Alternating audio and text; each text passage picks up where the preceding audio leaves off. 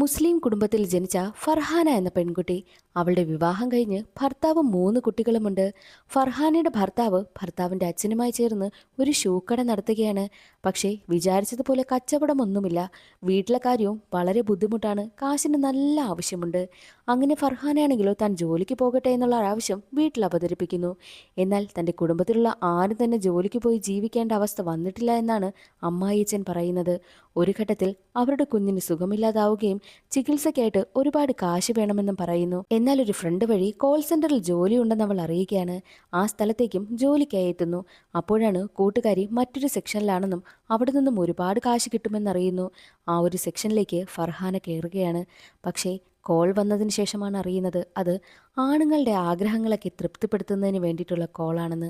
വിളിക്കുന്നവരെല്ലാം മോശമായിട്ടാണ് സംസാരിക്കുന്നതെന്നും. പിന്നീട് ഫർഹാനയുടെ ജീവിതത്തിൽ കുറേ കാര്യങ്ങൾ സംഭവിക്കുന്നു. ഒട്ടും പ്രതീക്ഷിക്കാത്തൊരു വ്യക്തി അവളുടെ ജീവിതത്തിലേക്ക് കടന്നു വരികയാണ്. അവൾക്ക് എന്തൊക്കെ സംഭവിച്ചു എന്നൊക്കെ അറിയണ്ടേ? എങ്കിൽ നമുക്ക് വേഗം ഫർഹാന എന്ന തമിഴ് സിനിമയുടെ കഥ നോക്കിയാലോ? വീഡിയോയിലേക്ക് കടക്കുന്നതിന് മുൻപ് വീഡിയോ കാണുന്ന കൂട്ടുകാർ ഒന്ന് ലൈക്ക് ചെയ്യാനും നിങ്ങളുടെ അഭിപ്രായങ്ങളൊക്കെ കമന്റ് ചെയ്യാനും മറക്കരുതേ. സിനിമ തുടങ്ങുമ്പോൾ വലിയൊരു ഹോട്ടലിലേക്ക് ഒരു കാറിൽ വന്നിറങ്ങുന്ന സോഫി എന്ന പെൺകുട്ടിയാണ് കാണിക്കുന്നത്. സോഫി ആ കാറിലുള്ള ആളുമായിട്ട് ഫിസിക്കൽ റിലേഷൻഷിപ്പിലൊക്കെ ഏർപ്പെടുന്നു. അതിനുശേഷം അവൾ അവളുടെ ഹോട്ടൽ റൂമിലേക്ക് പോവുകയാണ്. അടുത്ത റൂമിലായിട്ട് ജോക്കറിന്റെ വേഷം കിട്ടിയ കുറച്ചു പേരുണ്ടായിരുന്നു. എന്നാൽ അവർ സോഫിയുടെ റൂമിൽ നിന്നും എന്തൊക്കെയോ ശബ്ദങ്ങളൊക്കെ കേൾക്കുന്നത് കേട്ട് എന്താണെന്ന് അറിയുവാൻ വേണ്ടിയിട്ട് സോഫിയുടെ റൂമിലേക്ക് അതിക്രമിച്ച് കയറുന്നു. സോഫി വല്ലാതെ പേടിച്ച് നിൽക്കുകയാണ്. ആ ഒരു സീൻ അവിടെ കട്ടായി കഥാനായികയെ ഫർഹാനയെ കാണിക്കുന്നു. ഫർഹാന ഒരു മുസ്ലിം കുടുംബത്തിൽ ജനിച്ചതാണ്. അതുകൊണ്ട് തന്നെ അവരൊക്കെ മതത്തിൽ ഒരുപാട് വിശ്വസിക്കുന്നവരാണ്. ഫർഹാനയുടെ ഹസ്ബൻഡായിട്ടുള്ള കരിമിന്റെ അച്ഛനും ചേർന്ന് ഒരു ഷൂ കട നടത്തുകയാ. പക്ഷേ ആ കടയിൽ അത്രയ്ക്കും കച്ചവടമൊന്നുമില്ല. അതുകൊണ്ട് തന്നെ അവർക്ക് ഒരുപാട് നഷ്ടമാണ് സംഭവിച്ചു കൊണ്ടിരിക്കുന്നതും. വീട്ടിലെ കാര്യങ്ങളൊക്കെ കുറച്ച് ബുദ്ധിമുട്ടിലാണ് കടന്നു പോകുന്നതും. എന്നാലും അവർ മതത്തെ മുറുകെ പിടിച്ചാണ് അവർ ജീവിക്കുന്നത്. വീട്ടിലെ ബുദ്ധിമുട്ടൊക്കെ കാണുമ്പോൾ ഫർഹാന ചിന്തിക്കുന്നത് ഫർഹാന അത്യാവശ്യം പഠിച്ചിട്ടുള്ളതാണ്. എവിടെയെങ്കിലും ജോലിക്ക് പോയാൽ തനിക്കും ഒരു വരുമാനമാകുമല്ലോ എന്നതായിരുന്നു. ഈ ഒരു കാര്യം വീട്ടിൽ അവതരിപ്പിക്കുമ്പോഴോ അമ്മായിയച്ഛൻ പറയുന്നത് ജോലിക്ക് പോയി കുടുംബം നോക്കേണ്ട കാര്യമൊന്നും ഇവിടെയുള്ളവർക്ക് വന്നിട്ടില്ല. നമ്മുടെ കുടുംബത്തിലുള്ള ഒരു സ്ത്രീകളും ജോലിക്കൊന്നും പോയി കുടുംബം നോക്കിയിട്ടില്ല എന്നാണ് ഭർത്താവിന്റെ അച്ഛൻ പറയുന്നത്. ദിവസങ്ങൾ കഴിഞ്ഞു പോകെ കടയിലെ കാര്യങ്ങളൊക്കെ വളരെ കഷ്ടമായി കൊണ്ടിരിക്കുകയാണ്. അങ്ങനെ ഇരിക്കെ ഒരു ദിവസം ഫർഹാനയും ഹസ്ബൻഡും കൂടി ഒരു കൂട്ടുകാരിയുടെ കല്യാണത്തിന് പോകുന്നു.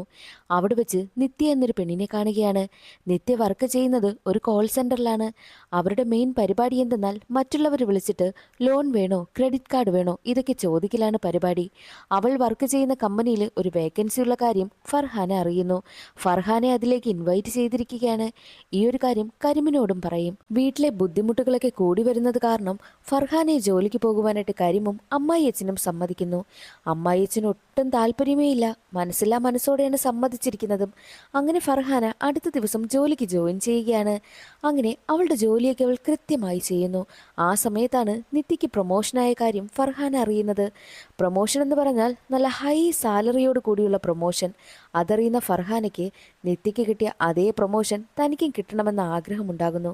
നിത്യ ചെയ്യുന്ന ജോലി എന്താണെന്നൊക്കെ അറിയുവാൻ വേണ്ടിയിട്ടും ഫർഹാന ശ്രമിക്കുന്നുണ്ട്. അങ്ങനെ ഇരിക്കെ ഒരു ദിവസം ഫർഹാനയുടെ കുഞ്ഞിന് വയ്യാതാവുകയാണ്. ഹോസ്പിറ്റലിലേക്ക് കൊണ്ടുചെല്ലുന്ന സമയത്ത് മേജറായിട്ടുള്ളൊരു സർജറി വേണമെന്നും പറയുന്നു. സർജറിക്കാണെങ്കിലോ ഒരുപാട് കാശാകും. ഒരുപാട് പേരുടെ കയ്യിൽ നിന്നുമൊക്കെ കടം വാങ്ങി അവർ സർജറിക്കുള്ള കാശൊക്കെ അടയ്ക്കുകയാണ്. ആരുടെ കയ്യിൽ നിന്നും കടം വാങ്ങാത്ത കുടുംബമാണ് ദേ ഇപ്പോൾ മറ്റുള്ളവരുടെ മുന്നിൽ കൈനീട്ടേണ്ടി വന്നിരിക്കുന്നു. എന്നാൽ സർജറി കഴിഞ്ഞാലും ഒരുപാട് മെഡിക്കൽ ചിലവുകളൊക്കെ ഇല്ലേ? അതൊക്കെ എങ്ങനെ ചെയ്യുമെന്ന ചിന്തയായിരുന്നു ഈ ഫർഹാനയ്ക്ക്. ഫർഹാൻ അങ്ങനെ നിത്യയോട് വന്നിട്ട് തൻ്റെ അവസ്ഥ അവതരിപ്പിക്കും. നിത്യ ജോലി ചെയ്യുന്ന സെക്ഷനിലേക്ക് താനും കൂടി വന്നോട്ടെ എന്ന് ചോദിക്കുമ്പോൾ നീ മതത്തിലേക്ക് വിശ്വസിക്കുന്ന ഓർത്തഡോക്സ് ആയിട്ടുള്ള ഫാമിലിയിലുള്ളതാണ്. അങ്ങനെയുള്ള നിനക്ക് ഈ ജോലി പറ്റത്തില്ല എന്നൊക്കെ നിത്യ പറയുന്നു. എന്തായാലും കുഴപ്പമില്ല, തനിക്ക് കാശിന് അത്യാവശ്യമാണെന്ന് പറഞ്ഞ് തൻ്റെ അവസ്ഥകളൊക്കെ കൂടുതലും അവൾ വിവരിക്കുമ്പോൾ വേറെ വഴിയില്ലാതെ നിത്യ തൻ്റെ സെക്ഷനിലേക്ക് അവൾ ജോലിക്കായും കൊണ്ടുവരുന്നു. ഇതേ സെക്ഷനിൽ തന്നെയാണ് സിനിമയുടെ തുടക്കത്തിൽ കാണിച്ച സോഫിയും വർക്ക് ചെയ്തിരുന്നത്. അങ്ങനെ ആ ഒരു സെക്ഷനിലുള്ള ഹെഡിനെ വന്ന് കാണുകയാണ്. ഹെഡ് പറയുന്നത് ഇനി എന്തൊക്കെ സംഭവിച്ചാലും ഒരാഴ്ച വർക്ക് ചെയ്യണം. ഒരാഴ്ചത്തെ പെർഫോമൻസ് കണ്ട് മാത്രമേ ബാക്കിയുള്ള കാര്യങ്ങളൊക്കെ തീരുമാനിക്കൂ എന്നതാണ്. അങ്ങനെ ആ ഒരാഴ്ച നല്ല രീതിക്ക് വർക്ക് ചെയ്യുവാനായിട്ടും ഫർഹാന തീരുമാനിക്കുന്നു. ഫർഹാന ചെയ്യേണ്ട ജോലി എന്തെന്നാൽ അവർക്ക് ഇങ്ങോട്ട് കോൾ വരും. ആ കോൾ അറ്റൻഡ് ചെയ്യണം, വിളിക്കുന്ന ആളുമായിട്ട് സംസാരിക്കണം. ഫർഹാന കരുതിയിരുന്നത് ക്രെഡിറ്റ് കാർഡിൻ്റെയും ലോണിൻ്റെയും കാര്യമൊക്കെ അവൾ സംസാരിച്ചില്ലേ, അതുപോലെ തന്നെ ആയിരിക്കും ഇതെന്നാണ്. എന്നാൽ അതേ സമയമായിരുന്നു നിത്യയ്ക്കൊരു കോൾ വരുന്നത്. വിളിച്ച പയ്യൻ ചോദിക്കുന്നത് എന്ത് ചെയ്യുക, എന്ത് ഡ്രസ്സ് ഇട്ടിരിക്കുക എന്നൊക്കെയായിരുന്നു.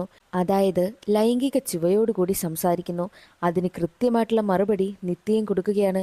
അതെല്ലാം കേൾക്കുന്ന ഫർഹാന ഞെട്ടിപ്പോകുന്നു. അവൾക്കാണെങ്കിലോ വൊമിറ്റ് ചെയ്യുവാനൊക്കെ തോന്നുകയാണ്. അവൾ വിചാരിച്ചിരുന്നത് ക്രെഡിറ്റ് കാർഡിൻ്റെയും ലോണിൻ്റെയും ജോലിയായിരിക്കും അവൾക്കെന്ന്. പക്ഷേ ആ ഒരു സെക്ഷനിൽ നടക്കുന്ന ജോലി വിളിക്കുന്ന പുരുഷന്മാരുടെ ലൈംഗിക ആഗ്രഹങ്ങളൊക്കെ ഫോണിലൂടെ നിറവേറ്റി കൊടുക്കുക, അതുതന്നെയായിരുന്നു. അതറിയുന്ന ഫർഹാന ആകെ ഞെട്ടിപ്പോവുകയാണ്. ഫർഹാനയ്ക്ക് എന്ത് ചെയ്യണമെന്നറിയാത്ത അവസ്ഥ. ഒരാഴ്ചയാണല്ലോ അവളുടെ ട്രെയിനിങ് പീരീഡ്. അതുകൊണ്ട് തന്നെ കഷ്ടപ്പെട്ടതിൽ ജോലി ചെയ്യാമെന്നും അവൾ തീരുമാനിക്കുന്നു. ഫർഹാനയ്ക്ക് അങ്ങനെ കോള് വരികയാണ്. വരുന്ന കോളിലെല്ലാം പയ്യന്മാരും വയസ്സായ ആളുകളും ഒക്കെയുണ്ട്. അവരെല്ലാവരും ഫർഹാനയോട് മോശമായിട്ടാണ് സംസാരിക്കുന്നത്. ഫർഹാനയ്ക്കാണെങ്കിലോ തിരിച്ചതിനൊന്നും മറുപടി കൊടുക്കുവാനായിട്ടും കഴിയുന്നില്ല. അതുകൊണ്ട് തന്നെ വിളിക്കുന്നവരാണെങ്കിലോ ഫർഹാനയെ ഒരുപാട് വഴക്ക് പറയുകയാണ് ചെയ്യുന്നത്. ഫർഹാന അതുകൊണ്ട് തന്നെ വളരെ സങ്കടപ്പെട്ടാണ് വീട്ടിലേക്ക് എത്തുന്നതും. ഫർഹാനയുടെ മുഖത്തെ വിഷമമൊക്കെ മനസ്സിലാക്കുന്ന കരീം കസ്റ്റമേഴ്സ് അവളെ വഴക്ക് പറഞ്ഞെന്ന് മനസ്സിലാക്കി അവളെ ഒരുപാട് മോട്ടിവേറ്റ് ചെയ്യുന്നു. ദേ, ഞാനും ജോലി ചെയ്യുന്ന സമയത്ത് എന്നെയും ഒരുപാട് കസ്റ്റമേഴ്സ് വഴക്ക് പറയാറുണ്ട്. പക്ഷേ ഞാനതൊന്നും മനസ്സിൽ വെക്കാറില്ല. നമ്മുടെ കയ്യിൽ ആശിച്ച കാശ് വരുന്ന സമയത്ത് ആ സങ്കടമൊക്കെ മാറും. നമുക്കിപ്പോൾ ആവശ്യം പണമാണെന്നൊക്കെ അവൻ അവളെ മോട്ടിവേറ്റ് ചെയ്യുന്നു. ഭർത്താവ് പറഞ്ഞതെല്ലാം മനസ്സിലുണ്ടായിരുന്ന ഫർഹാന അടുത്ത ദിവസം ആ ഒരു ഉണർവോടു കൂടിയാണ് ജോലിക്ക് പോകുന്നത്. വിളിക്കുന്ന ആളിനോട് എത്ര മണിക്കൂർ സംസാരിക്കുന്നോ അത് കണക്കാക്കിയാണ് ഇവർക്കൊക്കെ സാലറി കിട്ടുന്നത്. കുറച്ച് സമയം സംസാരിച്ചാൽ കുറച്ച് സാലറി, ഒരുപാട് മണിക്കൂർ സംസാരിച്ചാൽ ഒരുപാട് സാലറിയും ഇൻക്രിമെൻറ്റും കിട്ടും. അങ്ങനെ ഫർഹാനയാണെങ്കിലോ എന്ത് കഷ്ടപ്പാടും ബുദ്ധിമുട്ട് വന്നാലും അത് സഹിച്ചെല്ലാം ജോലി ചെയ്യാമെന്നും അവൾ തീരുമാനിക്കുന്നു. ഇവർ ചെയ്യുന്ന കോളുകളെല്ലാം നിരീക്ഷിക്കുന്നതിന് വേണ്ടിയിട്ട് 3 പയ്യന്മാരുണ്ട്. വരുന്ന കോളുകളെല്ലാം റെക്കോർഡ് ചെയ്യുകയും ചെയ്യും. ഈ ജോലിക്ക് കുറച്ച് റൂൾസ് ഉണ്ട്. വിളിക്കുന്ന ആളിനോട് പേഴ്സണൽ കാര്യമൊന്നും പറയാൻ പാടില്ല, കള്ളപ്പേര് മാത്രമേ പറയാൻ പാടുള്ളൂ, അങ്ങനെയൊക്കെയുണ്ട്. ഇതെല്ലാം നിരീക്ഷിക്കുന്ന 3 പയ്യന്മാരിൽ രാഹുൽ എന്ന പയ്യന് ഫർഹാനയോട് നല്ല കാര്യമാണ്. കാരണം അവൾ നല്ല കുടുംബത്തിൽ പിറന്ന പെൺകുട്ടിയാണല്ലോ. എന്നിട്ട് ഈ ജോലി ചെയ്യേണ്ടി വരുന്ന അവളുടെ അവസ്ഥയോർത്താണ് രാഹുലിന് സങ്കടം. സ്വന്തം ചേച്ചിയെ പോലെയാണ് രാഹുൽ ഫർഹാനയെ കാണുന്നത്. അതുകൊണ്ട് തന്നെ ഫർഹാനയ്ക്ക് വരുന്ന കോളെല്ലാം കൂടുതലായിട്ടും ശ്രദ്ധിക്കുന്നത് രാഹുലായിരുന്നു. അങ്ങനെ അവൾക്ക് ഒരു ദിവസം ഒരു കോള് വരികയാണ്. ആ വിളിച്ച ആളാണെങ്കിൽ അവളോട് വല്ലാതെ മോശമായി സംസാരിക്കും. ദേഷ്യം വന്നവൾ തിരിച്ച് മറുപടി പറയാൻ കഴിയാതെ കോള് കട്ട് ചെയ്ത് കളയും. രണ്ടാമതൊരു കോൾ വരുന്നു. ആ വിളിച്ച ആളാണെങ്കിലോ ഫർഹാനയോട് മാന്യമായിട്ടാണ് സംസാരിക്കുന്നത്. ഞാൻ മറ്റൊരു രീതിയിലും സംസാരിക്കാനല്ല നിന്നെ വിളിച്ചത്. എനിക്ക് എന്തോ ഒരു വിഷമം, അതുകൊണ്ട് ആരോടെങ്കിലും സംസാരിക്കണമെന്ന് തോന്നി, അതാ ഞാൻ വിളിച്ചതെന്ന് പറഞ്ഞിട്ട് ഫർഹാനയോട് നല്ല മാന്യമായി സംസാരിക്കുന്നു. ഫർഹാന തൻ്റെ പേര് ഇഷ എന്ന കള്ളപ്പേരാണ് പറഞ്ഞിരിക്കുന്നതും. അങ്ങനെ ഇയാളാണെങ്കിൽ സംസാരിക്കുന്ന സമയത്ത് അവൾ ആഹാരം കഴിച്ചോ, അവളുടെ കാര്യങ്ങളും പാട്ട് പാടൽ ഇങ്ങനെയൊക്കെയാണ്. അതുകൊണ്ട് തന്നെ ഫർഹാനയ്ക്ക് അയാളുമായിട്ട് സംസാരിക്കുന്നത് ഒരുപാട് ഇഷ്ടമായി. മണിക്കൂറുകളോളം അവർ സംസാരിക്കുവാനായും തുടങ്ങി. ഭർത്താവ് പോലും ഫർഹാനയുടെ കാര്യങ്ങൾ ഇത്രയ്ക്കും കെയർ ചെയ്തിട്ടില്ല. പക്ഷേ ഈയൊരു വിളിച്ച വ്യക്തിയാണെങ്കിലോ ഫർഹാനെ നല്ല രീതിക്കാണ് ട്രീറ്റ് ചെയ്യുന്നത്. അതുകൊണ്ട് തന്നെ അവൾക്ക് അയാളോട് സംസാരിക്കുന്നത് പതിയെ പതിയെ ഇഷ്ടമാവുവാനും തുടങ്ങി. ദിവസങ്ങൾ കടന്നു പോകെ ഇവരുടെ കോളുകളാണെങ്കിലോ മണിക്കൂറോളം നീണ്ടു പോവുകയാണ്. അങ്ങനെ ഈയൊരു വ്യക്തിയെക്കുറിച്ചുള്ള കാര്യം നിത്യയോട് പറയുന്നു. നിത്യ പറയുന്നത് ഇങ്ങനെയൊക്കെ വരാൻ വഴിയുണ്ടോ, ഇങ്ങനെയൊക്കെ ആരെങ്കിലും സംസാരിക്കുമോ എന്നതൊക്കെയായിരുന്നു കാര്യം. അവരുടെ ഒരു കോൾ സെന്ററിലേക്ക് വിളിക്കുന്നവരെല്ലാവരും മറ്റേ കാര്യം സംസാരിക്കാനല്ലേ വിളിക്കുന്നത്. ആദ്യമായിട്ടാണ് ഒരു വ്യക്തി മാന്യമായി സംസാരിക്കുന്നതും. ഫർഹാനയ്ക്ക് അയാളോട് സംസാരിക്കുന്നത് ഒരുപാട് ഇഷ്ടമായി. അവർ ഒരുപാട് മണിക്കൂറുകളോളം സംസാരിച്ചു കൊണ്ടിരിക്കുകയാണ്. അതുകൊണ്ട് തന്നെ ഫർഹാന ഇപ്പോൾ 10 മണിയാകും വീട്ടിലേക്ക് എത്തുവാൻ വേണ്ടിയിട്ട്. അത്രയും മണിക്കൂർ വരെയും അയാളോടൊപ്പം സംസാരിച്ചു കൊണ്ടേയിരിക്കുന്നു. ഫർഹാനയുടെ സ്വഭാവത്തിൽ നല്ല മാറ്റം വരികയാണ്. ഇതെല്ലാം ഭർത്താവായ കരീമും ശ്രദ്ധിക്കുന്നുണ്ട്. മകന്റെ പിറന്നാൾ വരെ ഫർഹാന മറന്നുപോയി. മാത്രവുമല്ല ഇയാളോട് സംസാരിക്കുന്നത് അവൾക്ക് ഒരുപാട് ഇഷ്ടമായതുകൊണ്ട് തന്നെ രാവിലെ അവൾ ജോലിക്ക് പോകുന്നു. ഇതെല്ലാം കരീമിനത്ര ഇഷ്ടമാകുന്നതേയില്ല. ഒരുപാട് മണിക്കൂറുകളോളം അയാളുമായിട്ട് സംസാരിക്കുന്നത് കൊണ്ട് തന്നെ ഫർഹാനയ്ക്ക് ശമ്പളവും കൂടുന്നു, ഇൻക്രിമെൻറ്റും കൂടുന്നു. മാത്രവുമല്ല അവളുടെ ഒരാഴ്ചത്തെ ട്രെയിനിങ് പീരീഡും കംപ്ലീറ്റ് ആയിരിക്കുകയാണ്. ഇനി വേണമെങ്കിൽ അവൾക്ക് പഴയ സെക്ഷനിലേക്ക് പോകാം. പക്ഷേ ഫർഹാന ഇയാളുമായിട്ട് സംസാരിക്കണം എന്ന ആഗ്രഹമുള്ളത് കൊണ്ട് തന്നെ ആ സെക്ഷനിൽ തന്നെ തുടരുവാനായിട്ടും തീരുമാനിക്കുന്നു. അങ്ങനെ അവർ വീണ്ടും സംസാരിക്കുകയാണ്. എന്നാൽ ഒരിക്കൽ സംസാരിച്ചു കൊണ്ടിരിക്കുന്നതിനിടയിൽ വെച്ച് അള്ളാ എന്ന് ഫർഹാന പറഞ്ഞുപോയി. അതോടുകൂടി അവളൊരു മുസ്ലിമാണെന്നുള്ള കാര്യം അയാൾക്ക് മനസ്സിലായി. അങ്ങനെ പതിയെ പതിയെ ഫർഹാന തന്റെ പേഴ്സണൽ കാര്യമൊക്കെ പറയുമെന്ന അവസ്ഥയായി. എന്നാൽ ഒരിക്കൽ അയാളുടെ വീട്ടിലേക്ക് ഒരു വേലക്കാരി വന്നു. വേലക്കാരിയോട് ഓരോ കാര്യങ്ങളൊക്കെ അയാൾ സംസാരിക്കുന്ന സമയത്ത് ഫർഹാനയോട് പറയുന്നത്, നീ എന്തായാലും കോൾ കട്ട് ചെയ്ത് കളയണ്ട, എൻ്റെ കോളിൽ തന്നെ വെയിറ്റ് ചെയ്. ഞാനപ്പോൾ പോയിട്ട് വരുന്ന സമയത്ത് നിനക്ക് റെസ്റ്റ് എടുക്കാമല്ലോ. നീ മറ്റാരുടെയും കോള് കണക്ട് ചെയ്യണ്ട, ഞാനുമായിട്ട് മാത്രം സംസാരിച്ചാൽ മതി. മണിക്കൂറുകളോളം നീ വെയിറ്റ് ചെയ്യുന്ന സമയത്ത് നിനക്ക് സാലറിയും ഇൻക്രിമെന്റും ഒക്കെ കൂടുമല്ലോ എന്നും അയാൾ പറയുന്നു. അങ്ങനെ ഫർഹാനയാണെങ്കിൽ റെസ്റ്റ് എടുക്കുകയാണ്. ഫർഹാനയ്ക്ക് ആ ഒരു സമയങ്ങളെല്ലാം ഒരുപാട് ഇഷ്ടമാകുന്നു. അവളുടെ ഭർത്താവിൽ നിന്നും കിട്ടാത്ത സ്നേഹവും പരിഗണനയും ഒക്കെയാണ് മറ്റൊരു പുരുഷനിൽ നിന്നും ഇപ്പോൾ ഫർഹാനയ്ക്ക് കിട്ടിക്കൊണ്ടേയിരിക്കുന്നത്. അതുകൊണ്ട് തന്നെ അയാളുമായി സംസാരിക്കുന്നത് ഫർഹാനയ്ക്ക് ഒരുപാട് ഇഷ്ടമാണ്. ഫർഹാന ജോലി കഴിഞ്ഞ് പോകുന്നത് മെട്രോയിലാണെന്നുള്ള കാര്യം അയാളോട് പറഞ്ഞിരുന്നു. അങ്ങനെ ഫർഹാന അന്നേ ദിവസം ജോലി കഴിഞ്ഞ് പോകുന്ന സമയത്ത് മെട്രോയ്ക്ക് മുന്നിലായിട്ട് കുറച്ചു പേർ ഭിക്ഷ യാചിക്കുവാനായിട്ട് ഇരിക്കുന്നുണ്ട്. അവരുടെ കൈവശം വിളിക്കുന്ന ആളാണെങ്കിൽ ഒരു ഗിഫ്റ്റ് ഫർഹാനയ്ക്കായിട്ട് വെച്ചിരുന്നു. അതൊരു മ്യൂസിക്കൽ ഇൻസ്ട്രുമെന്റ് ആയിരുന്നു. അതും വാങ്ങി സന്തോഷത്തോടു കൂടിയാണ് ഫർഹാന വീട്ടിലേക്ക് എത്തുന്നത്. എന്നാൽ ഇതെല്ലാം കരിമ ശ്രദ്ധിക്കുന്നുണ്ട്. അടുത്ത ദിവസം ഫർഹാന ജോലിക്കായി എത്തുന്ന സമയത്ത് അയാൾ വിളിക്കുന്നതേയില്ല. അവൾ ഒരുപാട് തവണ വെയിറ്റ് ചെയ്തു, പക്ഷെ അയാൾ വിളിച്ചില്ല. പകരം മറ്റു പലരുമായിരുന്നു വിളിച്ചുകൊണ്ടേയിരിക്കുന്നത്. അയാൾക്ക് എന്ത് സംഭവിച്ചു കാണുമെന്നൊക്കെ അവൾ ചിന്തിക്കുന്നു. വിളിക്കാത്തത് കൊണ്ട് തന്നെ ഫർഹാനയ്ക്ക് വല്ലാതെ ടെൻഷനായി. സ്വന്തമായിട്ടൊരു ഫോണുണ്ടെങ്കിൽ അയാളെ വിളിച്ച് സംസാരിക്കാമല്ലോ എന്നാണ് ഫർഹാന ചിന്തിക്കുന്നത്. അതുകൊണ്ട് തന്നെ അവൾ കൂട്ടുകാരിയെ സോഫിയും വിളിച്ചുകൊണ്ടുപോയി ഒരു ഫോൺ വാങ്ങുന്നു. അതിനുശേഷം അയാളുടെ കോളിന് വേണ്ടിയിട്ട് വെയിറ്റ് ചെയ്യുകയാണ്. പക്ഷേ 2 ദിവസമായിട്ടും ഒരു വിവരവുമില്ല. വീട്ടിലേക്ക് എത്തുന്ന സമയത്ത് ന്യൂസ് പേപ്പറിൽ ഒരു മ്യൂസിഷ്യൻ മരണപ്പെട്ടു എന്നൊരു വാർത്ത കാണുന്നു. അത് കണ്ട ഫർഹാനയ്ക്ക് വല്ലാതെ ടെൻഷനാവുകയാണ്. ഇനി തന്നെ വിളിക്കുന്ന ആളാണോ മരണപ്പെട്ടത് എന്ന ചിന്ത അവൾക്കുണ്ടാകുന്നു. അടുത്ത ദിവസം ജോലിക്കെത്തുമ്പോഴും അയാളെക്കുറിച്ചായിരുന്നു അവളുടെ ചിന്ത. അപ്പോഴേക്കും ഒരു കോൾ വരികയാണ്. വിളിച്ചാൽ സത്യത്തിൽ അവളെ എന്നും വിളിക്കുന്ന ആളായിരുന്നു. നിങ്ങൾക്ക് എന്ത് സംഭവിച്ചു, എന്താ 2 ദിവസം എന്നെ വിളിക്കാതിരുന്നത് എന്നൊക്കെ ചോദിക്കുമ്പോൾ അത് ചില തിരക്കുകൾ കാരണമാണ് വിളിക്കാതിരുന്നതെന്നും അയാൾ മറുപടി പറയുന്നു. ഇനി എന്നെ വിളിക്കാതിരിക്കരുത്, എനിക്ക് നിങ്ങളുമായിട്ട് സംസാരിക്കാതിരിക്കാൻ കഴിയത്തില്ല എന്ന് പറഞ്ഞ് അവൾ അവളുടെ ഫോൺ നമ്പർ കൊടുക്കുന്നു. മാത്രവുമല്ല അവൾക്ക് അയാളെ കാണണമെന്ന ആഗ്രഹവും പറയുകയാണ്. ഫർഹാൻ അങ്ങനെ അയാളെ മീറ്റ് ചെയ്യുവാനായും തീരുമാനിക്കുന്നു. റംസാൻ ദിവസം അയാൾക്ക് ബിരിയാണിയുമായിട്ട് പോകാമെന്നാണ് അവൾ പ്ലാൻ ചെയ്തിരിക്കുന്നത്. അപ്പോഴാണ് സോഫിയാണെങ്കിലോ ഈ കോള് വിളിക്കുന്ന ഒരാളുമായിട്ട് പരിചയമായെന്നും അയാളുമായിട്ട് ഡേറ്റിംഗ് ഇല്ലാണെന്നുള്ള കാര്യവും ഫർഹാന അറിയുന്നത്. അതൊരു നല്ല വയസ്സായ ആളായിരുന്നു. അയാൾക്കൊപ്പം സോഫിയ കാറിൽ കയറി പോവുകയും ചെയ്യുന്നുണ്ട്. അങ്ങനെ റംസാൻ ദിവസം എത്തി. വീട്ടിലെല്ലാവരും റംസാന് വേണ്ടിയിട്ടുള്ള ഒരുക്കങ്ങളാണ്. ബിരിയാണിയൊക്കെ വെക്കുന്നു. ഉച്ചയ്ക്കുള്ള ഫുഡൊക്കെ കഴിച്ച് വീട്ടിലുള്ളവരൊക്കെ ബീച്ചിലേക്ക് പോകുവാനായും തീരുമാനിച്ചിരിക്കുക. എന്നാൽ ഫർഹാന പറയുന്നത് താൻ വരുന്നില്ല, തനിക്ക് തലവേദനയാണെന്നായിരുന്നു. ഫർഹാന എല്ലാവരോടൊപ്പം ബീച്ചിൽ പോയില്ല. പകരം അവൾ അതിൽ നിന്നും ഒരു പാത്രത്തിലായിട്ട് ബിരിയാണി എടുത്തു മാറ്റി നേരെ വീട്ടിൽ നിന്നും പർദ്ദയും അണിഞ്ഞു പോവുകയാണ്.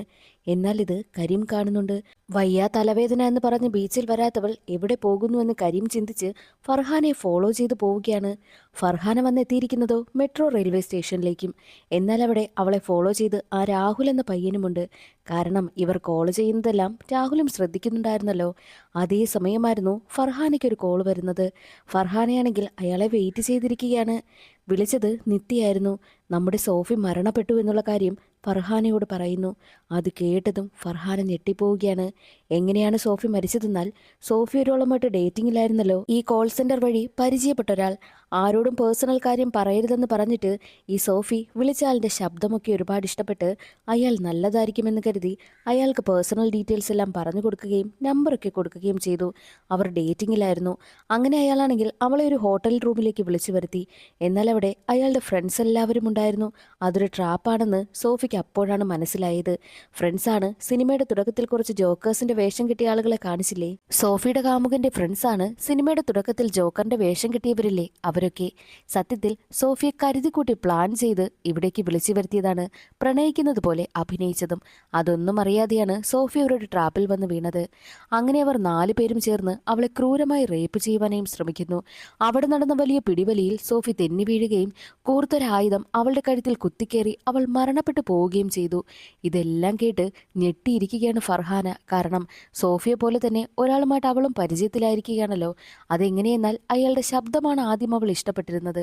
അതുപോലെ തന്നെയാണ് ഫർഹാനയും ഇപ്പോൾ മറ്റൊരുത്തന്റെ ശബ്ദം ഇഷ്ടപ്പെട്ടാണ് അയാളെ കാണുവാൻ വേണ്ടിയിട്ടും വന്നിരിക്കുന്നത്. പേഴ്സണൽ കാര്യങ്ങളെല്ലാം ഫർഹാന പറഞ്ഞു കൊടുക്കുകയും ചെയ്തു. തനിക്കും ആ ഒരു അവസ്ഥ വരുമോ എന്നൊരു പേടിയായിരുന്നു ഫർഹാനയ്ക്ക്. അതുകൊണ്ട് തന്നെ കൊണ്ടുവന്ന ടിഫിൻ ബോക്സും അവിടെ വെച്ചിട്ട് അവൾ അടുത്തതായി വന്ന ട്രെയിനിൽ കയറി അങ്ങ് പോവുകയാണ് ചെയ്യുന്നത്. കരഞ്ഞുകൊണ്ടാണ് അവൾ വീട്ടിലേക്ക് വരുന്നത്. അപ്പോൾ അവിടെ ഫർഹാനെ കാത്ത് കുറച്ച് പോലീസുകാരുണ്ടായിരുന്നു. എന്തെന്നാൽ സോഫിയുടെ ബാഗ് പരിശോധിച്ച സമയത്ത് ഫർഹാനയുടെ ആധാർ കാർഡ് കിട്ടിയിട്ടുണ്ട്. എങ്ങനെയാണ് നിങ്ങൾ തമ്മിലുള്ള ബന്ധം, നിങ്ങളുടെ ആധാർ കാർഡ് എങ്ങനെ സോഫിയുടെ ബാഗിൽ വന്നു എന്നൊക്കെ പോലീസുകാർ ചോദിക്കുന്നു. അപ്പോൾ ഫർഹാന പറയുന്നത് താനൊരു ഫോൺ വാങ്ങി. ഫോൺ വാങ്ങുവാൻ വേണ്ടിയിട്ട് കൂടെ വന്നത് സോഫിയായിരുന്നു. തൻ്റെ ആധാർ കാർഡും കൊണ്ടുപോയിരുന്നു. അതറിയാതെ സോഫിയുടെ കൈവശം കൊടുത്തതാണെന്നും ഫർഹാന പറയും. അപ്പോഴാണ് ഫർഹാനയ്ക്ക് സ്വന്തമായിട്ട് ഫോണുണ്ടെന്നുള്ള കാര്യം വീട്ടിലുള്ളവർ അറിഞ്ഞത്. ഇതുവരെയായിട്ടും അങ്ങനൊരു കാര്യം വീട്ടിലാർക്കും അറിയത്തേയില്ല. ഭർത്താവായ കരീമിന് പോലും അറിയത്തില്ല. ഈ ഒരു കാര്യങ്ങളെല്ലാം അറിഞ്ഞ് ഫർഹാനയുടെ അമ്മായിച്ചൻ അവളെ ഒരുപാട് വഴക്ക് പറയുകയാണ്. ആദ്യമായിട്ടാ ഈ വീട്ടിൻ്റെ മുറ്റത്ത് പോലീസുകാർ വരുന്നത്, അതും നിന്നെ കാരണമെന്ന് പറഞ്ഞ് അവളെ ഒരുപാട് വഴക്ക് പറയുന്നു. അവൾ ആകെ തകർന്നു പോവുകയാണ്. ഇനിയൊരു ജോലിക്ക് പോകണ്ട എന്നൊക്കെ ഫർഹാന തീരുമാനിക്കും. എന്നാൽ കരീം പറയുന്നത്, നീ ജോലിക്ക് പോകാതിരുന്നാൽ നീ എന്തോ തെറ്റ് ചെയ്തെന്ന് എല്ലാവരും കരുതും. നീ ഒരു തെറ്റും ചെയ്തിട്ടില്ലല്ലോ എന്ന് ചോദിക്കുമ്പോൾ ഇല്ലെന്നവൾ പറയുന്നു. അങ്ങനെയാണെങ്കിൽ നീ പതിവ് പോലെ ജോലിക്ക് പോകണമെന്നും കരീം പറയുന്നു. അടുത്ത ദിവസം ഫർഹാനയെ ജോലിക്കായി കൊണ്ടുവന്ന് വിടുന്നത് കരീമായിരുന്നു. അവൾ മനസ്സില്ലാ മനസ്സോടെയാണ് ജോലിക്കായിട്ടും പോകുന്നത്. സോഫിയുടെ മരണത്തിന് ശേഷം അവരുടെ കമ്പനിയിലെ റൂൾസൊക്കെ കുറച്ചുകൂടി സ്ട്രിക്റ്റ് ആക്കുകയാണ്. ആരോടും ഇനി പേഴ്സണൽ ഇൻഫർമേഷൻസ് ഷെയർ ചെയ്യാൻ പാടില്ല. അങ്ങനെ ഷെയർ ചെയ്തിട്ടുണ്ടെങ്കിൽ പോലീസിൽ വിവരം അറിയിക്കുമെന്നതായിരുന്നു കമ്പനിക്കാർ പറയുന്നത്. അങ്ങനെ വീണ്ടും ജോലി ആരംഭിക്കുമ്പോൾ ആദ്യം തന്നെ ഫർഹാനയ്ക്ക് വരുന്ന കോള് അയാളുടേതായിരുന്നു. കോളെടുത്ത ഫർഹാന, ഞാനുമായിട്ടൊരു ഫ്രണ്ടിനെ പോലെ സംസാരിക്കാൻ കഴിയുമെങ്കിൽ മാത്രം ചെയ്താൽ മതി. ഇതെൻ്റെ ജോലിയാണ്, ഞാൻ ജോലിയാണ് ചെയ്യുന്നത്, അല്ലാതെ എനിക്ക് നിങ്ങളുമായിട്ടൊരു കണക്ഷനുമില്ല എന്ന് പറഞ്ഞിട്ട് അവൾ വഴക്ക് പറഞ്ഞാണ് കോള് കട്ട് ചെയ്ത് കളയുന്നതും. പിന്നീട് അങ്ങോട്ടുള്ള ദിവസങ്ങളിലൊന്നും അയാളുടെ കോള് വന്നതേയില്ല. അവൾക്ക് ആകെ കുറ്റബോധം. വീട്ടിലേക്കും അവൾ സങ്കടപ്പെട്ടാണ് എത്തുന്നത്. ഇതെല്ലാം കരീം ശ്രദ്ധിക്കുന്നുണ്ട്. അടുത്ത ദിവസവും ജോലിക്ക് എത്തുമ്പോഴും അയാളുടെ കോള് വന്നതേയില്ല. അത് കാരണം അവൾ ആ ഒരു വിവരം നിത്യയോട് പറയുന്നു. എനിക്ക് വല്ലാതെ അയാളെ മിസ് ചെയ്യുകയാണ്. ഞാൻ എന്തായാലും എൻ്റെ ഫോൺ നമ്പർ അയാൾക്ക് കൊടുത്തിട്ട് അയാളുമായിട്ടൊരു ഫ്രണ്ടിനെ പോലെ തന്നെ കമ്പനിയാകുവാൻ പോവുകയാണ്. എന്തോ വരട്ടെ എന്നാണ് അവൾ ചിന്തിക്കുന്നതും നിത്യയോട് പറയുന്നതും. അതേ സമയമായിരുന്നു അയാളുടെ കോള് വരുന്നത്. ഫർഹാന കോൾ എടുക്കുന്നു. ഞാൻ നിങ്ങളെ ഒരുപാട് മിസ് ചെയ്തു. ഇനി എന്തായാലും പഴയതുപോലെ നമുക്ക് സംസാരിക്കാമെന്ന് ഫർഹാന പറയുമ്പോൾ, അതേ ഫർഹാന, നീ ആരാണെന്നുള്ള കാര്യം ഞാൻ കണ്ടുപിടിച്ച് കഴിഞ്ഞു എന്നുള്ളൊരു ഭീഷണി സ്വരത്തിലായിരുന്നു അയാളുടെ സംസാരം. ഇത്രയും നാൾ ഫർഹാന തൻ്റെ പേര് ഇഷ എന്നല്ലേ പറഞ്ഞിരുന്നത്. പക്ഷേ ഫർഹാനയാണെന്ന് അയാൾ കണ്ടെത്തിയിരുന്നു. നിന്റെ വീട് എവിടെയാണെന്നും നീ എവിടെയാണ് ജോലിക്ക് വരുന്നതെന്നും എല്ലാം എനിക്കറിയാം. നീ ഒരു മുസ്ലിം കുടുംബത്തിലുള്ളവളാണെന്നും നിനക്ക് ഭർത്താവും 3 മക്കളുമുള്ള കാര്യവും എനിക്ക് നന്നായിട്ടറിയാം. ഞാൻ എല്ലാ കാര്യങ്ങളും കണ്ടുപിടിച്ചു. ഞാൻ നിന്റെ പിന്നാലെ തന്നെയുണ്ട് എന്നൊരു ഭീഷണിയായിരുന്നു അയാൾക്ക്. മാത്രവുമല്ല, നീ ഇതുവരെയായിട്ടും എന്നോട് സംസാരിച്ച കാര്യങ്ങളെല്ലാം ഞാൻ റെക്കോർഡ് ചെയ്തു വെച്ചിട്ടുണ്ട്. അത് നിന്റെ ഭർത്താവിനെ കേൾപ്പിച്ചാൽ എന്തായിരിക്കും സംഭവിക്കുന്നതെന്ന് അറിയാമല്ലോ എന്നൊക്കെ അയാൾ വിരട്ടുന്നു. അത് കേട്ട് ഫർഹാന ആകെ പേടിച്ചു പോവുകയാണ്. എന്ത് ചെയ്യുമെന്നറിയാതെ അവൾ കോള് കട്ട് ചെയ്ത് കളയുന്നു. ആ ഒരു കാര്യം നിത്യയോട് പറയുകയാണ്. നിത്യയ്ക്കും ആകെ ടെൻഷനായി. ഇനി എന്ത് ചെയ്യുമെന്ന ചിന്തയായിരുന്നു അവർക്ക്. എന്നാൽ ഈ ഒരു കാര്യങ്ങളെല്ലാം രാഹുൽ എന്ന പയ്യൻ ശ്രദ്ധിക്കുന്നുണ്ടല്ലോ. അവൻ ഫർഹാനയുടെ കോള് റെക്കോർഡ് ചെയ്യുന്നുമുണ്ടായിരുന്നു. അവൻ പറയുന്നത്, ചേച്ചി പേടിക്കണ്ട, നമുക്ക് എന്തെങ്കിലും ചെയ്യാം, ഞാനിവിടുത്തെ മാനേജ്മെൻറ്റിനെ വിവരമറിയിക്കാമെന്നും ഫർഹാനയോട് അവൻ പറയുമ്പോൾ, വേണ്ട, ഇത് ഞാൻ തുടങ്ങി വെച്ചതാണ്. ഇതിന് പരിഹാരം ഞാൻ തന്നെ കണ്ടെത്താം. ഇത് പുറത്തറിഞ്ഞു കഴിഞ്ഞാൽ അവരെന്നെ പിടിച്ച് പോലീസിൽ ഏൽപ്പിക്കും. അതൊന്നും വേണ്ട എന്നുള്ള കാര്യം ഫർഹാന പറയുന്നു. ഫർഹാനയ്ക്ക് എന്ത് ചെയ്യണമെന്നറിയത്തില്ല. അവൾ വീട്ടിലേക്ക് പോകുന്ന സമയത്ത് അവളെ ആരോ ഫോളോ ചെയ്യുന്നത് പോലെയൊക്കെ അവൾക്ക് തോന്നുന്നു. അവൾ ട്രെയിനിൽ നിൽക്കുന്ന സമയത്ത് കറുത്ത വേഷം ധരിച്ചൊരാൾ അവളുടെ പിന്നാലെ വരികയാണ്. പക്ഷേ അത് അവളുടെ ഹസ്ബൻഡായിട്ടുള്ള കരീമായിരുന്നു. കരീം എന്തിനാണ് ഫർഹാനെ ഫോളോ ചെയ്യുന്നതെന്നാൽ, അന്ന് ഫർഹാന പനിയെന്ന് പറഞ്ഞ് ബീച്ചിൽ വരാതിരുന്നിട്ട് ബിരിയാണിയുമായിട്ട് പോകുന്ന കാര്യം ഫർഹാനയുടെ ഹസ്ബൻഡ് കണ്ടിരുന്നല്ലോ. അന്ന് മുതലാണ് കരീം ഫർഹാന എവിടെ പോകുന്നോ അവിടെയൊക്കെ അവളെ ഫോളോ ചെയ്തെത്തുന്നത്. കരീമുമായിട്ട് വീട്ടിലേക്ക് എത്തിയ ഫർഹാന കരീമിനെ ഒരുപാട് വഴക്ക് പറയുന്നു. പക്ഷേ കരീമാണെങ്കിൽ ഒന്നും മിണ്ടുന്നതേയില്ല. അതേസമയം കബോർഡ് തുറന്നു നോക്കുന്ന ഫർഹാന അന്നവൾ ബിരിയാണി കൊണ്ടുപോയ ലഞ്ച് ബോക്സ് കാണുന്നു. അതോടുകൂടി തൻ്റെ ഭർത്താവിന് എല്ലാ കാര്യവും മനസ്സിലായെന്നും ഭാഗ്യത്തിന് അയാൾ തന്നെ കാണാൻ വരാത്തത് കൊണ്ട് തന്നെ ഭർത്താവ് അയാളെ കണ്ടില്ലല്ലോ എന്നൊക്കെ സമാധാനിക്കുകയാണ് ഫർഹാന. അടുത്ത ദിവസം ഫർഹാനെ ജോലിക്കായിട്ട് കൊണ്ടുവിടുന്നത് കരീമായിരുന്നു. നീ യഥാർത്ഥത്തിൽ വിളിക്കുന്നത് ക്രെഡിറ്റ് കാർഡിൻ്റെയും ലോണിൻ്റെയും ആളുകളെയല്ലേ, അല്ലാതെ വേറൊരു ജോലിയും അല്ലല്ലോ എന്നൊക്കെ ചോദിക്കുന്നുണ്ട്. അല്ല എന്ന് മറുപടി പറഞ്ഞിട്ട് സങ്കടത്തോടു കൂടിയാണ് ഫർഹാന ജോലിക്കായിട്ടും പോകുന്നത്. ഫർഹാൻ ഇപ്പോൾ വലിയ പ്രശ്നം നേരിട്ടുകൊണ്ടിരിക്കുകയാണല്ലോ. ഈ ഒരു കാര്യം ഓഫീസിലുള്ള കുറച്ചു പേർക്കൊക്കെ മനസ്സിലായിട്ടുണ്ട്. ഫർഹാനെ സഹായിക്കുവാൻ വേണ്ടിയിട്ട് രാഹുൽ എന്ന പയ്യനാണെങ്കിൽ അയാളുടെ കോൾ വരുമ്പോഴെല്ലാം അത് ഡൈവേർട്ട് ചെയ്ത് മറ്റു പെൺകുട്ടികൾക്ക് വിട്ടുകൊടുക്കുന്നു. അത് കാരണം അയാൾക്ക് വല്ലാതെ ദേഷ്യം വരികയാണ്. ഫർഹാനയ്ക്ക് വേണ്ടിയിട്ടാണ് അയാൾ ഇങ്ങനെ വിളിച്ചുകൊണ്ടേയിരിക്കുന്നതും. എന്നാൽ ഫർഹാനെ കിട്ടാതായതോടുകൂടി അയാൾക്ക് വല്ലാത്ത ദേഷ്യമായി. അതേ സമയമായിരുന്നു ഫർഹാനയ്ക്ക് കരീമിൽ നിന്ന് കോൾ വരുന്നത്. കോൾ എടുക്കുമ്പോൾ സംസാരിക്കുന്നത് ആ വ്യക്തിയായിരുന്നു. നിങ്ങളെങ്ങനെ എൻ്റെ ഭർത്താവിൻ്റെ ഫോണിൽ നിന്ന് സംസാരിക്കുന്നെന്ന് ഫർഹാന ചോദിക്കുമ്പോൾ, നീ ഞാൻ വിളിക്കുന്ന സമയത്തൊന്നും എടുക്കാത്തത് കൊണ്ട് എനിക്ക് നിന്റെ ഭർത്താവിൻ്റെ ഫോണിൽ നിന്നും നിന്നെ വിളിക്കേണ്ടി വന്നു. അതിനെനിക്ക് നിന്റെ ഭർത്താവിനൊരു ആക്സിഡൻ്റ് ഉണ്ടാക്കേണ്ടി വന്നു. ഹോസ്പിറ്റലിലുണ്ട് എന്നുള്ള കാര്യവും അയാൾ പറയുന്നു. അത് കേട്ട് ഫർഹാന പേടിച്ചു പോവുകയാണ്. നേരെ അവൾ ഹോസ്പിറ്റലിലേക്ക് എത്തും. അപ്പോൾ കരീമിൻ്റെ കാലൊക്കെ ഒടിഞ്ഞു കിടക്കുകയാണ്. ഫർഹാന വല്ലാതെ പേടിച്ചു നിൽക്കുന്നത് കരീമിന് മനസ്സിലായി. അതുകൊണ്ട് തന്നെ എനിക്ക് ഒരു കുഴപ്പവുമില്ല, ഇന്ന് തന്നെ ഡിസ്ചാർജ് ആകും, കാലിന് ചെറിയ പൊട്ടലേ ഉള്ളൂ എന്ന് അവളോട് പറയുന്നു. അങ്ങനെ കരീമിനെ ഡിസ്ചാർജ് ചെയ്യുകയാണ്. വീട്ടിലേക്കും കൊണ്ടുവരുന്നു. അയാളിപ്പോൾ വീട്ടിൽ കയറി കളിച്ചു തുടങ്ങി എന്നുള്ള കാര്യം ഫർഹാനയ്ക്ക് മനസ്സിലായി. ഇനി ഇയാൾ കൂടുതൽ വല്ലതും ചെയ്യുന്നതിന് മുൻപ് അയാൾ ആരാണെന്നുള്ളത് കണ്ടുപിടിക്കണമെന്നും ഫർഹാന തീരുമാനിക്കുന്നു.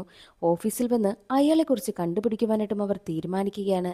അതിന് നിത്യയും സഹായിക്കുന്നുണ്ട്, കുറച്ച് പയ്യന്മാരും സഹായിക്കുന്നുണ്ട്. നിത്യയും ആ ഓഫീസിലുള്ള കുറച്ച് പയ്യന്മാരും ഫർഹാനെ സഹായിക്കുകയാണ്. അയാൾ ഫർഹാനയ്ക്ക് ഒരു മ്യൂസിക്കൽ ഇൻസ്ട്രുമെന്റ് ഗിഫ്റ്റായിട്ട് കൊടുത്തില്ലേ, ആ ഇൻസ്ട്രുമെന്റ് വാങ്ങിയ കടയിലേക്കാണ് അവരാദ്യം പോകുന്നത്. അത് വാങ്ങിയത് എങ്ങനെയാണെന്നും ഏത് ഡേറ്റിലാണെന്നും ഒക്കെ അന്വേഷിക്കുന്നു. ക്രെഡിറ്റ് കാർഡ് വഴിയാണ് വാങ്ങിയിരിക്കുന്നത്. ക്രെഡിറ്റ് കാർഡിന്റെ ഡീറ്റെയിൽസും അവർ എടുക്കുകയാണ്. ക്രെഡിറ്റ് കാർഡ് വെച്ച് നോക്കുമ്പോൾ അടുത്തതായി ക്രെഡിറ്റ് കാർഡ് യൂസ് ചെയ്തിരിക്കുന്നത് ഒരു മാളിലാണെന്നുള്ള കാര്യം അവരറിയുന്നു.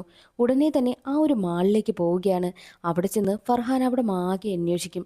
ഒടുവിൽ അവളുടെ കൂട്ടുകാരുടെ സഹായത്തോടു കൂടി അയാൾ എവിടെയാണ് നിൽക്കുന്നതെന്ന് ഫർഹാന കണ്ടെത്തിയിരുന്നു. കണ്ണാടിയൊക്കെ വെച്ച് നിൽക്കുകയാണ് അയാൾ. അയാളുടെ പിന്നാലെ ഫർഹാന പോകും. ഒരു ഘട്ടത്തിൽ ഫർഹാനയ്ക്ക് മുന്നിലായിട്ട് അയാൾ വരികയാണ്. പേടിച്ച ഫർഹാനയാണെങ്കിലോ തൻ്റെ കയ്യിലുണ്ടായിരുന്ന പെപ്പർ സ്പ്രേ എടുത്ത് അയാളുടെ മുഖത്തടിക്കുകയും അയാളുടെ ഫോണും കൈക്കലാക്കിക്കൊണ്ട് പോകുന്നു. ഫോൺ കൈക്കലാക്കിയത് എന്തിനെന്നാൽ ഫർഹാനയോട് അയാൾ പറഞ്ഞിരുന്നില്ലേ അവളുമായിട്ട് സംസാരിക്കുന്ന കാര്യങ്ങളെല്ലാം അയാൾ റെക്കോർഡ് ചെയ്ത് വെച്ചിട്ടുണ്ടെന്ന്. അപ്പോൾ ആ ഒരു റെക്കോർഡെല്ലാം എടുത്ത് ഡിലീറ്റ് ചെയ്ത് കഴിഞ്ഞാൽ അയാൾ ഇനി എന്തിട്ട് ബ്ലാക്ക്മെയിൽ ചെയ്യുമെന്നാണ് ഫർഹാന കരുതുന്നത്. ഫോണും എടുത്തവൾ പോയ അതേ സമയം തന്നെയായിരുന്നു അയാൾ തൻ്റെ കാറിലേക്ക് വന്നിരുന്ന് തൻ്റെ ലാപ്ടോപ്പ് ഉപയോഗിച്ച് ആ ഒരു ഫോൺ ഹാക്ക് ചെയ്യുന്നത്. എന്നിട്ട് അതിലുണ്ടായിരുന്ന ഡേറ്റകളെല്ലാം തൻ്റെ ലാപ്ടോപ്പിലേക്ക് മാറ്റുകയാണ്. ഫോണിലുള്ളത് ക്ലിയർ ചെയ്ത് കളയുകയും ചെയ്യുന്നു. എന്നാൽ ഫർഹാനയാണെങ്കിൽ ഒരു ഘട്ടത്തിൽ ഫോൺ ഓപ്പണാക്കി നോക്കുമ്പോഴോ അതിലൊരു റെക്കോർഡും ഇല്ലായിരുന്നു. അത് കണ്ട് എന്തായി സംഭവിക്കുന്നത് എന്ന് ചിന്തിച്ചിരിക്കുകയാണ് ഫർഹാന. സത്യത്തിൽ ഫർഹാനയോട് അയാൾ ഇങ്ങനെ ചെയ്യുന്നത് എന്തിനെന്നാൽ അന്നവൾ ബിരിയാണിയുമായിട്ട് അയാളെ കാണുവാൻ വേണ്ടിയിട്ട് മെട്രോ സ്റ്റേഷനിലേക്ക് പോയില്ലേ, അവിടെ ഫർഹാനയെ കാണുവാൻ വേണ്ടിയിട്ട് യഥാർത്ഥത്തിൽ അയാൾ വന്നിരുന്നു. ഒരുപാട് നേരം വെയിറ്റ് ചെയ്തു. എന്നിട്ടും ഫർഹാനയെ കണ്ടതേയില്ല. ഒടുവിൽ ട്രെയിനിലേക്ക് കയറുമ്പോഴോ ഫർഹാനെ പോലെ വേഷമിട്ടിരുന്ന ഒരു പെൺകുട്ടിയുടെ തോളിൽ ചെന്ന് കൈവച്ചിട്ട് ഇഷ എന്ന് വിളിക്കുന്നു. അപ്പോൾ ആ പെൺകുട്ടി തിരിഞ്ഞു നോക്കിയിട്ട് അയാൾക്കിട്ട് രണ്ട് കൊടുക്കുകയാണ് ചെയ്തത്. അതോടുകൂടി ആ ട്രെയിനിൽ എല്ലാവരുടെയും മുന്നിൽ അയാൾ അപമാനപ്പെട്ടു പോയി. അന്നു മുതൽ അയാൾക്ക് ഫർഹാനയോട് നല്ല ദേഷ്യമാണ്. താൻ അനുഭവിച്ച അപമാനത്തിൻ്റെ ഫലം അവൾ അനുഭവിക്കണമെന്നും അയാൾ തീരുമാനിച്ചു. അതിനു വേണ്ടിയിട്ടാണ് അവളെ ഇങ്ങനെ ടോർച്ചർ ചെയ്തുകൊണ്ടേയിരിക്കുന്നതും. ഫോണിൽ നോക്കിയിട്ട് ഒരു റെക്കോർഡും കിട്ടിയതേയില്ല. ഇനി താൻ എന്ത് ചെയ്യുമെന്നവൾ ചിന്തിച്ച് കരഞ്ഞുകൊണ്ടിരിക്കുന്ന സമയമാണ് അയാൾ വിളിക്കുന്നത്. ഇനി ഒരു കാര്യം ചെയ്യാം, ഈ പ്രശ്നമെല്ലാം നമുക്കിവിടെ നിർത്താം. അതിനൊരു വഴിയേ ഉള്ളൂ. നീ എന്നെ കാണുവാൻ വേണ്ടിയിട്ട് എൻ്റെ വീട്ടിലേക്ക് വരണം. ഞാൻ എൻ്റെ ആവശ്യമെല്ലാം കഴിഞ്ഞു കഴിഞ്ഞാൽ നിന്നെ ഞാൻ വെറുതെ വിടാം എന്നതായിരുന്നു അയാളുടെ മറുപടിയും. അയാളുടെ ഭാഗത്തു നിന്നും അവൾ ഇങ്ങനെ ഒരു പ്രവൃത്തി പ്രതീക്ഷിച്ചതേയില്ല. ഈ ഒരു പ്രശ്നമെല്ലാം എങ്ങനെയെങ്കിലും അവസാനിപ്പിക്കണമെന്ന് തീരുമാനിച്ച് അവൾ അയാളെ കാണുവാൻ പോകുവാനായും തീരുമാനിക്കുന്നു. അതേസമയം അയാളാണെങ്കിലോ കരീമിനെ ഫോൺ വിളിക്കുകയാണ്. നിന്റെ ഭാര്യ ഇന്ന് എന്നെ കാണുവാൻ വേണ്ടിയിട്ട് എൻ്റെ വീട്ടിലേക്ക് വരുന്നുണ്ട്. അവൾ വന്നു കഴിഞ്ഞാൽ ഇവിടെ നിന്ന് പോകില്ല എന്നൊക്കെയുള്ള കാര്യമൊക്കെ കരീമിനോട് വിളിച്ച് പറയുന്നു. അങ്ങനെ ഫർഹാനയാണെങ്കിലോ അയാളുടെ വീട്ടിലേക്ക് എത്തുകയാണ്. കതക് തുറന്ന് അകത്തേക്കും കടക്കുന്നു. അയാളാണെങ്കിൽ ഫർഹാനെ കണ്ടതും അവളോട് പറയുന്നുണ്ട്, നിന്നെ ഞാൻ എന്താ ആത്മാർത്ഥമായിട്ടാണ് പ്രണയിച്ചത്. പക്ഷേ നീ എന്നോട് കാണിച്ചതോ മറ്റുള്ള പുരുഷന്മാരെ പോലെ നീ എന്നെ കണ്ടു, നീ എന്നെ വലിച്ചെറിഞ്ഞു. പക്ഷേ ഞാൻ അനുഭവിച്ച അപമാനവും വേദനയുമെല്ലാം നീ അനുഭവിക്കണം. നിനക്ക് മരണത്തേക്കാൾ വലിയൊരു ശിക്ഷ ഞാൻ തരുന്നുണ്ട് എന്ന് പറഞ്ഞ് മുന്നിലത്തെ ഡോറ് തുറക്കുന്നു. അപ്പോൾ അവിടെ കരീം നിൽക്കുകയാണ്. കരിമിനെ കണ്ടതും ഫർഹാന ഞെട്ടിപ്പോകുന്നു. അവിടെയാണ് കഥയിൽ മറ്റൊരു ട്വിസ്റ്റ്. സത്യത്തിൽ ഫർഹാന ഒരു ദിവസം ഇയാളുടെ ടോർച്ചർ സഹിക്കാനാകാതെ വീട്ടിലിരുന്ന് കരയുകയായിരുന്നു. എന്നാൽ ഇത് കരീം കാണും. എന്താണ് കാര്യമെന്ന് കരീം അന്വേഷിക്കുന്ന സമയത്ത് നടന്ന കാര്യങ്ങളെല്ലാം ഫർഹാന മനസ്സ് തുറന്ന് ഭർത്താവിനോട് പറയും. മനസ്സിലവൾക്ക് താങ്ങാൻ കഴിയാത്തത് കൊണ്ടാണ് അവൾ എല്ലാം ഭർത്താവിനോട് തുറന്നു പറഞ്ഞത്. ഇതെല്ലാം കേട്ടിട്ട് കരീം തിരിച്ച് ദേഷ്യപ്പെടുമെന്നായിരുന്നു ഫർഹാന കരുതിയിരുന്നത്. പക്ഷേ കരീം ചോദിച്ചത് നീ എന്തിനാ ഇങ്ങനെയൊക്കെ ചെയ്തത് എന്നായിരുന്നു. ഫർഹാന പറയുന്നത് കല്യാണം കഴിഞ്ഞ് ഇത്രയും നാളായിട്ടും നിങ്ങൾ എന്നോട് ഒരു കാര്യങ്ങൾ പോലും അധികം അങ്ങനെ ഷെയർ ചെയ്തിട്ടേയില്ല. നിങ്ങൾ പല കാര്യങ്ങളിലും ടെൻഷനായിരുന്നു. പക്ഷേ എന്നിട്ട് പോലും മനസ്സ് തുറന്ന് നിങ്ങൾ എന്നോടൊന്ന് സംസാരിക്കുകയോ എന്നോടൊരു കാര്യങ്ങളും പറയുകയോ ഒന്നും തന്നെ ചെയ്തിട്ടില്ല. പക്ഷേ ഞാൻ ഈയിടയ്ക്ക് ജോലിക്ക് പോയപ്പോൾ അവിടെ കോൾ ചെയ്ത അയാൾ എന്നോട് വളരെ മനോഹരമായിട്ടാണ് സംസാരിച്ചത്. എന്നെക്കുറിച്ച് അയാൾ അന്വേഷിക്കുകയും ഉണ്ടായി. എന്നെ ഒരുപാട് അയാൾ കെയർ ചെയ്യുകയും ചെയ്തു. അങ്ങനെയാണ് ഞാൻ അയാളുമായിട്ട് അടുത്തു പോയതെന്നും ഫർഹാന പറയുന്നു. ഫർഹാന ഇപ്പോൾ അനുഭവിക്കുന്ന പ്രശ്നങ്ങളെല്ലാം തുറന്നു പറഞ്ഞപ്പോഴോ കരീം പറയുന്നത് ഇതെല്ലാം സംഭവിച്ചത് ഞാൻ കാരണമാണ്. ഞാൻ നിന്നോടൊപ്പം നല്ല രീതിക്ക് നിന്നിരുന്നുവെന്നുണ്ടെങ്കിൽ ഇതൊന്നും സംഭവിക്കില്ലായിരുന്നല്ലോ. അതുകൊണ്ട് തന്നെ ഈ പ്രശ്നത്തിനുള്ള പരിഹാരം ഞാൻ തന്നെ കണ്ടെത്തും. ഞാൻ ഇനി മുതൽ നിനക്ക് നല്ലൊരു ഭർത്താവായിരിക്കുമെന്നും കരീം വാക്ക് കൊടുക്കുന്നു. ഫർഹാനയ്ക്കും ഒരുപാട് സന്തോഷമാവുകയാണ്. കരീമിൻ്റെയൊക്കെ ഷൂ കടയിൽ ഷൂ വാങ്ങുവാൻ വേണ്ടിയിട്ട് ഒരു പോലീസ് ഉദ്യോഗസ്ഥ വന്നിരുന്നു. ആ പോലീസ് ഉദ്യോഗസ്ഥയുമായിട്ട് നല്ല കമ്പനിയാണ് കരീം. അതുകൊണ്ട് തന്നെ ഫർഹാനയും കൊണ്ടുപോയ പോലീസ് ഉദ്യോഗസ്ഥയെ കണ്ട് നടന്ന കാര്യങ്ങളെല്ലാം അവതരിപ്പിക്കും. പോലീസ് ഉദ്യോഗസ്ഥ പറയുന്നത് എല്ലാത്തിനും തെളിവ് വേണമല്ലോ. അതുകൊണ്ട് തന്നെ നേരിട്ട് അയാളെ മീറ്റ് ചെയ്യണം. എന്നിട്ട് അയാൾ പറയുന്ന കാര്യങ്ങളെല്ലാം റെക്കോർഡ് ചെയ്യണം എന്നതായിരുന്നു പോലീസ് ഉദ്യോഗസ്ഥ പറഞ്ഞത്.